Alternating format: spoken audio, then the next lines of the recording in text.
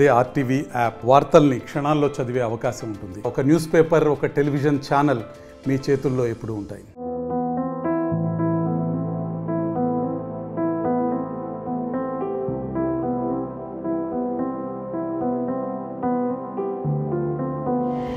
బంగాళాఖాతంలో ఏర్పడిన బెంగాల్ తుఫాన్ తీరం దాటింది. తీరం దాటిన తరువాత కూడా రాష్ట్ర వ్యాప్తంగా విస్తారంగా వర్షాలు కురుస్తున్నాయి. ఈ నేపథ్యంలోనే ఉమ్మడి విజయనగరం జిల్లా వ్యాప్తంగా కూడా సిరిజల్లులు అయితే గత 3 రోజులుగా కంటిన్యూగా కురుస్తూనే ఉన్నాయి.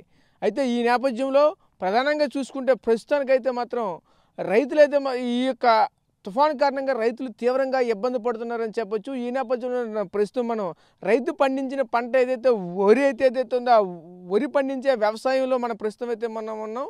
ఆ పొలంలో ఆ రైతు 6 కాలాల పాటు పండించినటువంటి పంట ఈరోజు ఇలా నేలపాలు అవుతూ ఇలా నీటిపాలు అవుతున్నటువంటి నేపథ్యం కూడా కనిపిస్తుంది. ఈ క్రమంలోనే రైతు పండించినటువంటి పంటకైతే మాత్రం ఖచ్చితంగా ఈసారి మద్దతు ధర అయితే మాత్రం అనుకూలంగా ఉన్నప్పటికైనా సరే ఈరోజు రైతు పండించిన పంట అయితే అమ్ముకోలేనటువంటి పరిస్థితి కనిపిస్తుంది. దీని ప్రధాన కారణంగా ఏదైతే ఈ వర్షాల కారణంగా అయితే మాత్రం పూర్తిగా పంట అయితే పండింది, చేతికందే దశలోనే పూర్తిగా నేలపాలు అవుతుందనే ఆవేదన వ్యక్తం చేస్తున్నటువంటి నేపథ్యం కూడా ఉంది. ఈ క్రమంలోనే మనమైతే మాత్రం ప్రస్తుతం చూడవచ్చు.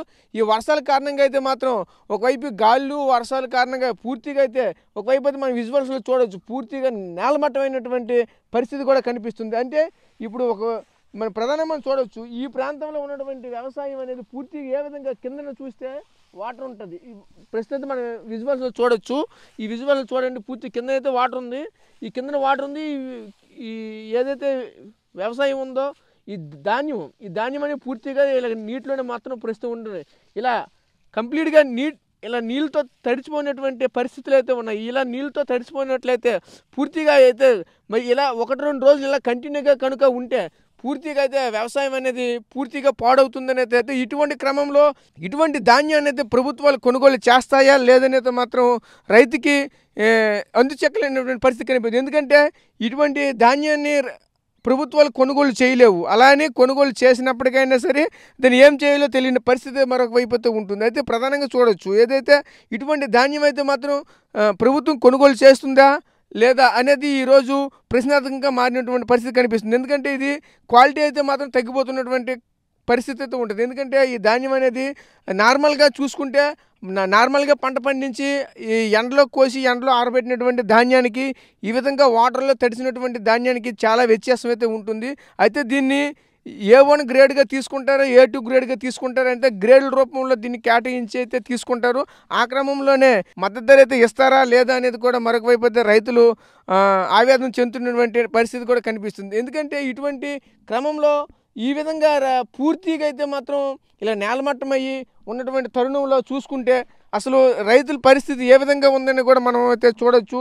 అయితే ఇటువంటి క్రమంలోనే పూర్తిగా రైతుల పరిస్థితి అయితే మాత్రం చాలా దారుణంగా ఉంటుందనే ఖచ్చితంగా అయితే చెప్పవచ్చు. కోతకు సిద్ధంగా ఉన్నటువంటి ఈ వరి పంట అయితే మాత్రం పూర్తిగా నేలమట్టమైనటువంటి తరుణంలో రైతులకి తీవ్ర ఆవేదన మిగిల్చిందని చెప్పవచ్చు. అలాగే మరికొన్ని ప్రాంతాల్లో రైతులు వరి కుప్పలుగా కూడా వేసినటువంటి పరిస్థితి కనిపిస్తుంది. మరికొన్ని ప్రాంతాల్లో ధాన్యం రాసులుగా కూడా పెట్టి వాటిపైన తర్బాలు కప్పినటువంటి పరిస్థితి కూడా కనిపిస్తున్నాయి. అదేవిధంగా ప్రధానంగా చూసుకుంటే ఈరోజు ఈ వరి వ్యవసాయమే కాకుండా పత్తి అలాగే కూరగాయలు కూడా ఎక్కువగా పండించినటువంటి రైతులకు కూడా తీవ్రంగా నష్టం చేకూరుతుందని అయితే మాత్రం రైతులు మరొక వైపు ఆవేదన చేస్తున్నారు. అయితే ఇటువంటి తరుణంలో ఈరోజు ప్రభుత్వాలు అనేవి రైతులను ఆదుకుంటాయా లేదనైతే మాత్రం ఈరోజు ప్రశ్నార్థకంగా మారినటువంటి పరిస్థితి కూడా మరొక వైపు అయితే కనిపిస్తుంది. అయితే మనం ఇంతవరకు అయితే చూస్తున్నటువంటి ఈ విజువల్స్ ఉన్నాయి. అయితే మనం చూస్తున్నాం ఎంతవరకు చూసినటువంటి ఇటువంటి క్రమంలో పూర్తిగా అయితే ఏదైతే ఆ ధాన్యం పండించిన పంట అయితే మాత్రం పూర్తిగా కోత దశలో ఉన్నటువంటి పంటని ఈరోజు పూర్తిగా ఈ విధంగా నేలమట్టం అవడం అయితే మాత్రం రైతులైతే తీవ్ర ఆవేదన వ్యక్తం చేస్తున్నటువంటి పరిస్థితి కనిపిస్తుంది. అంటే 6 కాలాల పాటు పండించిన పంట ఈ విధంగా నేలపాలు అవుతూ నీటిపాలు అవుతూ ఏ విధంగా మేము రైతు అనేవాళ్ళు ఏ విధంగా బతకాలి అనేది ఒక విధంగా ప్రశ్నార్థకంగా మారినటువంటి పరిస్థితి కూడా ఉంది. అయితే ప్రధానంగా రైతు కూడా ఒకటే ఆవేదన చెందుతున్నాడు. ఏ ఒక్క ఉద్యోగి అయినా సరే ప్రతి నెల పండగ వస్తుంది. అయితే రైతుకి ఒకే ఒక పండుగ వస్తుంది. సంవత్సరానికి ఒకసారి వచ్చే పండుగ కూడా ఈరోజు మేము చేసుకోలేని పరిస్థితిలో ఉన్నామని అయితే మాత్రం రైతు తీవ్ర ఆవేదన అయితే వ్యక్తం చేస్తున్నటువంటి పరిస్థితి అయితే కనిపిస్తుంది. అయితే దీనికి సంబంధించి కొంతమంది రైతులు కూడా ఉన్నారు. రైతులతో మాట్లాడే ప్రయత్నం అయితే చేద్దాం. చెప్పండి పెద్దయినా, మీ వ్యవసాయం ఎంత పోయింది ఏంటి? ఈరోజు ఈ వాతావరణం ఈ విధంగా వర్షాలు పడడం పట్ల ఈరోజు రైతుకి ఏ విధంగా తీవ్ర నష్టం కలుగుతుంది ఏంటిది? సార్ మరి ఇప్పటికి మేము ఇంత మదిపెట్టి ఎంత బాధపడ్డాము. ఇంచుమించు ఎకరానికి 60,000 దగ్గర మదుపులు ఇట్టాము. ఈ మదుపు అంతా కూడా ఈ తుఫాను గురించి కుప్పలు పెట్టినాక శుభ్రం నానిపోయి మొక్క నాడిసి అసహ్యం అయిపోయినాయి. అంచేతనే మీరు మేము ఏమి చేయలేం. కొన్నోడు కొండవు, మిల్లు కూడా ఎత్తడు, రైతు ఇలా పాడైపోతాను. మరి ఏదో మీరు చూసి మాకు ఏదో చెయ్యాలని మీకు కోరుకుంటాను. అది మీరు సంతోషంగా మీరు ఏది చేస్తారనేది మాకు మీరు తెలియలేదు. రైతు అన్నాడు మరి మసి అయిపోయినట్టే అయిపోతాను. మీరు చెప్పండి, ఈరోజు రైతాంగం ఏ విధంగా నష్టపోయింది, సుమారుగా ఎంత నష్టపోయి ఉంటారు ఒక్కొక్క రైతు? ఈ తుఫాను కారణం వల్ల రైతు అనే వ్యక్తి అందరం కూడా మన రైతాంగం చాలా ఇబ్బందిగా గురి పడింది. ఆ రైతాంగం ఇబ్బంది గురి పడిన తర్వాత ఇది మనకి ప్రతి విషయం కూడా ప్రతి రైతుకు కూడా ఇబ్బందే. ఎందుకంటే ఇది ఎవరు కూడా ఇంకా చేను అనేది ఇంకా కళ్ళంకి కానీ లేకపోతే ఏదో నూర్పు కానీ ఏదీ లేదు. అంతా పంట పొలం మీదే ఉంది. దాని మీద ఈ కోసేవారు కోసారు, దెబ్బలెట్టేవారు పెట్టారు, ఓవులు వేయకంటూ ఉన్నది. అదంతా పోయి ఉన్నది. కాబట్టి రైతాంగానికి మట్టుకు ఎట్టి పరిస్థితుల్లో సాయం చేయవలసిన బాధ్యత మన ప్రభుత్వాన్ని. ఈ ప్రభుత్వం దృష్టిలో పెట్టుకొని ఈ రైతుకి సాయం చేయవలసింది కోరుకుంటూ, మా ప్రతి సంవత్సరానికి ఒక్కసారి రైతుకి ఇది పండగ. కానీ ఉద్యోగస్తుడికి అనే వాళ్ళకి నెలకి 1000 రూపాయలు అంటే జీతం అనేది వస్తుంది. సంవత్సరానికి మట్టుకు మాకు వచ్చేది పంట రూపంలో వచ్చేది ఒక్కసారే. అది కూడా ఈ రోజు కొట్టుకుపోయింది. కాబట్టి మీ అందరూ దయచేసి రైతాంగం గురించి ఆలోచించవలసింది కోరుతున్నాం. ఎకరానికి 40,000 అవుతుందండి ఖర్చులు.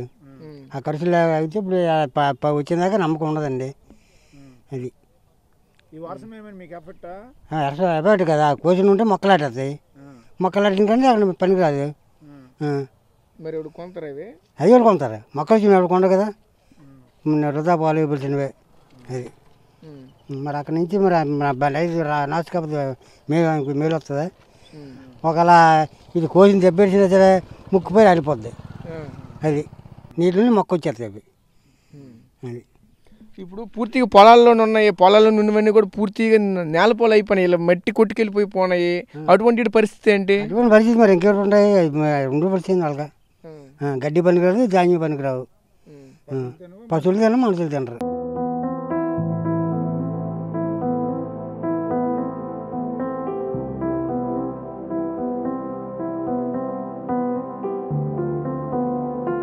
మరిన్ని వీడియోస్ కోసం ఛానల్ ని సబ్స్క్రైబ్ చేయండి. లేటెస్ట్ అప్డేట్స్ కోసం వాట్సాప్ ఛానల్ ని ఫాలో అవ్వండి. అండ్ లింక్ డిస్క్రిప్షన్ లో ఉంది.